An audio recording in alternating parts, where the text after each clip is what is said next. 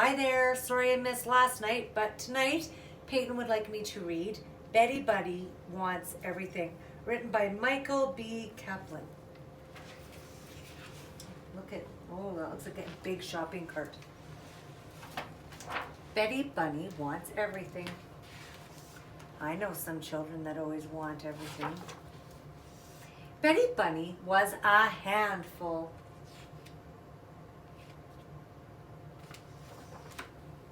She knew this because when she was at the mall with her family, strangers came up and told her mother, "Wow, that one's a handful." Betty Bunny knew that she must be pretty special for complete strangers to say such nice things about her.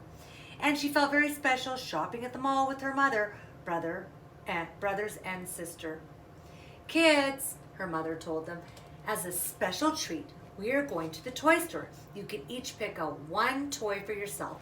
Just one." I'm gonna get a bow and arrow," said Betty Bunny's brother Henry. "I'd better get a bow and arrows too," said her sister Kate, who knew she would soon have to defend herself. "I'll just take the cash," said her older brother Bill. Betty Bunny picked out a little stuffed bunny that looked a lot like her.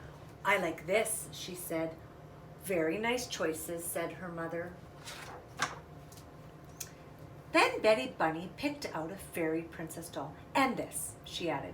She picked out a shake and a rattle music set, a techno monster figures pack, and an ultra blast rocket. "And this, and this, and this, and this," she said. "Betty Bunny," her mother said, "I told you that you could have just one toy." But Betty Bunny didn't hear her. She was too busy putting more toys into that cart. A Captain Gizmo, a detective set, a spin art paint set, a slide and splash, inflatable pool. She didn't know what any of these things were or what she might do with them, but she knew that she had to have them. Oh, I know lots of children like that, especially one in my household. The little bunnies pictured on the boxes looked like they were having the most fun ever. Betty Bunny wanted to have the most fun ever. "This is for ages 8 and up," Kate said, pointing to the detective kit. "This is going to be way too messy," Henry said, pointing to the paint set. "This meant for the little bunnies who don't cry every time they get wet," Bill said, pointing to the inflatable pool. But Betty Bunny didn't hear them. She was too busy trying to lift a giant stuffed panda. It was 3 times bigger than she was, but she finally managed to get it balanced on top of the cart, which was now overflowing with toys. "Betty Bunny," her mother tried again, "maybe you don't understand. You can't have all these toys." "Maybe you don't understand," Betty Bunny said. "I want these toys." "You can't have everything you want," said Kate. "But I want everything I want," Betty Bunny said. "You can't be so greedy," said Henry. "Yes, I can," said Betty Bunny, and she put 5 rubber balls into the cart to prove it. "See?" she said proudly. "I think you have a little bit of room left right here," said Bill, pointing to a small space in the cart under the panda's left front leg. "Thanks," said Betty Bunny, as she crammed a yellow dump truck into the space. She's just pushing it down. "Betty Bunny," her mother tried again, "if we take all these toys home, where will you put them? Your whole bedroom will be filled up with nothing but toys." Betty Bunny thought about what that would look like, to live in a room filled with nothing but toys. That thought made her very happy. She picked up a 1,000-piece jigsaw puzzle and tossed it into the giant panda's belly. It was so much fun that she tossed more toys onto the panda's belly, and more and more. Henry said, "You better listen to Mommy." Kate said, "Mommy's smart and she knows what's best." Bill said, "Keep acting crazy. It makes the rest of us look good." Sure, some people have siblings like that. Betty Bunny's mother said that if Betty Bunny couldn't pick out just one toy, then she would get no toys. Oh, I like her.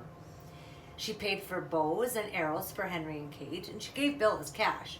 Then she scooped Betty Bunny up and started to walk out of the store. Betty Bunny saw the cart filled with her new toys as they walked away, leaving it behind. She started to cry. and then she screamed. Then she started to kick her legs wildly. Oh, that's called a temper tantrum. She wants her way. Oh, she cried all the way home.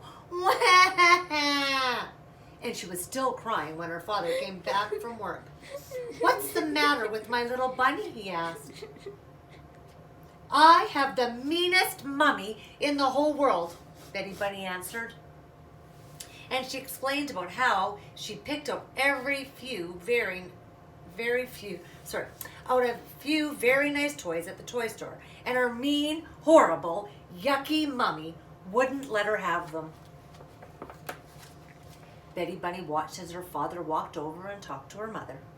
Betty Bunny hoped that her father was saying, "Stop being so mean and horrible and yucky and give my little bunny all the toys that she wants." She tried to listen to what he was saying, but it was hard to hear over the sound of her crying, and she was afraid that if she stopped crying, they would forget how much she really, really, really wanted those toys. Finally, her mother and father walked over to her, and they were smiling. Betty Bunny stopped crying. Her father said, "Betty Bunny, we have an idea." Betty Bunny started crying again. "I don't want an idea," she said through her tears. "I want toys." So her mother and father showed her an idea. The whole family went back to the toy store. Betty Bunny's mother gave her some money. "This is your money," she said. "You can spend it on whatever toys you want. But when you run out of money, you can't get any more." Her father explained, "It will help you understand why you can't have everything you want." Betty Bunny looked at her new money. Oh, she liked it very much. "But if I use my money to buy toys," she said, "then I won't have any money anymore." "That's the way money works," said Henry. "You could use some of the money and save some of the money."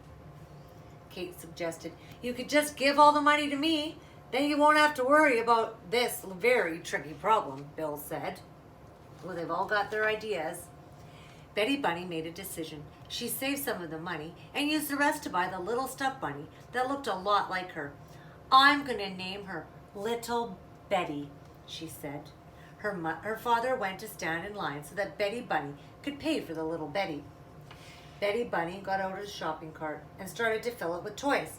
She put in the Shake Rattle music set, a Techno Monster figures pack, and an Ultra Blast rocket. She put in a Captain Gizmo detective kit, and a Spin Art paint set, and a Slide and Splash inflatable toy. What? I don't understand. That's just weird. I wonder what's going to happen. As she was about to put in the giant stuffed panda, her mother said, "What are you doing?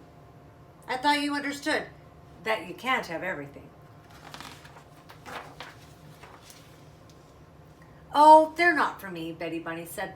"Little Betty wants them, and I can't get her to understand that it's just too much.